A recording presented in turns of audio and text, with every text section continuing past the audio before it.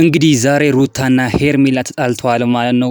አብርሽም በዚህ ድርጊታቸው በጣም ተናዷል። እንግዲህ ለምን እንደተጣሉም በዚህ ቪዲዮ ላይ የምነግራችሁ ይሆናል። ሄርሜላ ናት በጣም ማለት ነው ጥፋት እያጠፋች ነው የምትገኘው። በቃ አብርሽ አልፈልግሽም፣ አብርሽ ካንቺ ጋር አልሆንም፣ አብርሽ ካሁን በኋላ አይንሽን ማየት አልፈልግም ሲላት እሷ በግድ ከኔ ጋር ካልሆነ እኔ አልተውም ማለት ነው። በቃ የምትለው እሷ አብርሽ ከኔ ጋር ካልሆነ እኔ በፍጹም አልተውም። ለምንድነው በቃ አሁን አብርሽ እምቢ አለ አልፈልግም አለ በግድ። ለምንድነው የምትመትለው ልጅቷ?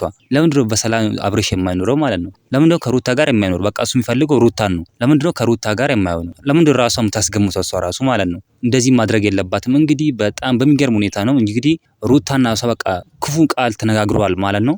ሩታን በጣም በቃ እንትን ያለቻት እና በጣም ነው የሚደብረው። እውነት ለመናገር ከሆነ ሄርሜላ የምታደርገው ነገር አብርሽ ሩታን ነው ፈልገው ከሩታ ጋር ነው መኖር ፈልገው ብሏል። ለምን እነሱን ትታቸው የራሷን ህይወት ደግሞ አጀምረው? ሄርሜላ የራሷን ህይወት ለምን አጀምርም?